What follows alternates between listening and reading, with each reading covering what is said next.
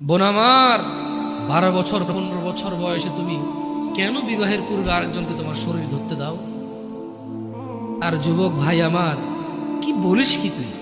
এই পৃথিবী আর পৃথিবীতে যা আছে এর চেয়ে মূল্যবান হচ্ছে এই মেয়েটা। তো এরকম মূল্যবান একটা জিনিস ওর ধরে ছুঁয়ে তুই ওকে ওর মূল্য কমিয়ে দিবি? এত বড় জুলুম ওর প্রতি তোর! তুই আল্লাহকে ভয় করিস না তাই বলে এতটা? কি বলিস তুই? তুই কি কারো গাড়ির গ্লাস ভাঙছিস জীবনে? না।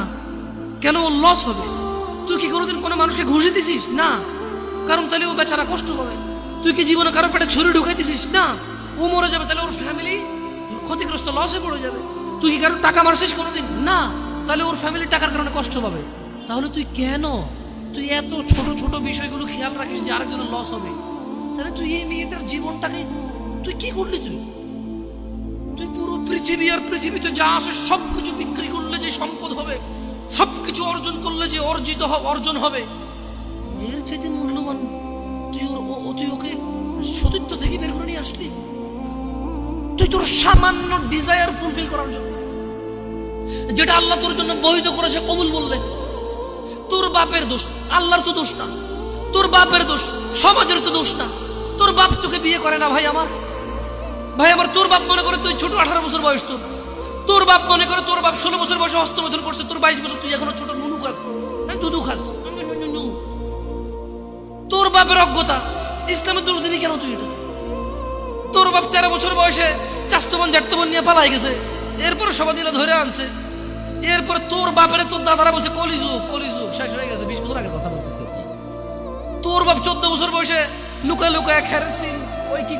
আরে ভাই, আপনি শহরের ভাই, শহরের বয়স করতে হয়েছে, হ্যাঁ? আর সব মানুষ শহরে গেলে আমি দেখছি তো ঢাকা শহর খালি হয়ে যায় কেন তাহলে ঈদে? আমারে বলেন না যে আমরা না ঢাকা শহরে থাকি, কিছু বুঝি না। হ্যাঁ, এবার বলবেন না আমাকে, আমি বাংলা পারি না, একটু পারি, এবার বলার দরকার নেই আমাকে। না, আমরা জানি আপনার সব মানুষই গ্রামে, ঢাকা শহর ঈদ হলে সব খালি হয়ে যায়, ওই যায় না। হ্যাঁ, তো তোর বাপ ওই যে এখন কেউ বলি না যে সুপারি বাগান চেনেন না, ওই যে খেরের চিন, এগুলো বোঝেন না, বলেন না আমার যে কন্টেক্সটে কথা বলার বুঝে। হ্যাঁ, তো সেগুলো তো ও বলার দরকার নেই, কেমন? আমি জানি আপনি বোঝেন না, বোঝেন ভান করবেন।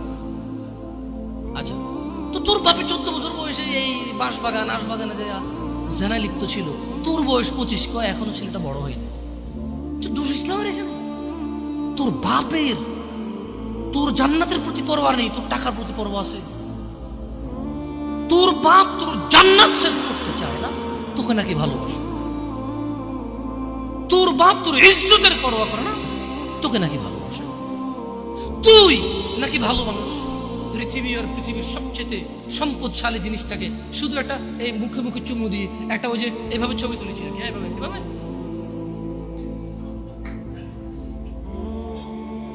এরপরে ফোল্ডার বানায়, ফোল্ডার লক করে রাখছে যাতে কেউ না জানে। এরপর ওই মায়ের বিয়ে ঢেকে গেলে ধমক দেয়, ছবি পাঠাবো একটা একটা। সামান্য ডিজায়ার যেটা তোর হালাল ভাবে আল্লাহ দিয়েছে, একটু সবর কর, একটু সবর কর। তুই ক্লাস 5-এ পড়তেছিস, 6-এর জন্য ওয়েট করতেছিস না? তুই ক্লাস 8-এ পড়িস ভাই আমার, ছোট পিচ্ছি সোনামণি ভাই আমার। তোকে আমি আমার মাথায় রাখি, তুই বলছিস রাগ করিস না। তুই বললে আমি না, অত তো সিনেমা নাটক দেখি না, তোরাই কস। তুই বললে আপন, তাকে আপন করে বলতেছি। আবার কইস না হুজুরের ব্যবহার খারাপ। উনি তুই করে কেন বল, উনি এভাবে কেন কথা বলেন, নিজেকে কি মনে করে? না, তোরাই ডায়লগ দিস। আসলে তুই বললে আপন মনে, আমি এই জন্য ভাই তোরা আমার কিছু, তুই বললে আপন, আমি তো সৌদি আরব বড় হয়েছি, আমি তো দেশে বড় হইনি। আমি আসার পরে সব ডায়লগ দেখছি। আসলে আপন জনকে তুই বলে, হ্যাঁ তুই বললে আপন মনে, আমি তোরা আপন মনে করি। 1450 বছর আগে আল্লাহ আমার কাছে, তুই আমার ভাই, কত আপন তুই চিন্তা কর। তোরা তুই গুমরা কারা গুমরে ভাই আমার? তুই আমার আচরণে যাইস না। হ্যাঁ, তুই আমার কত পুরনো ভাই তুই জানিস? আমার মায়ের পেটের ভাইটা আমি যেদিন জন্ম হয়েছি বুঝতে পারছি, সেদিন আমাকে আমার বাপ মা, আমার পরিবেশ বলছো আমার মায়ের পেটের ভাই। কিন্তু অ্যাজ এ মুসলিম তুই আমার ভাই। 1450 বছর আগে এটা ঘোষণা হয়ে গেছে পৃথিবী। তোকে যদি আমি তুই না বলি, আদর করে না বলি, আপন না মনে করি, কাকে মনে করবো রে? তুই তো আমার তুই তো আমার আপন। এমন করিস না ভাই আমার। তোর বয়স সবে 14 বছর। একটু অপেক্ষা কর, একটু অপেক্ষা কর।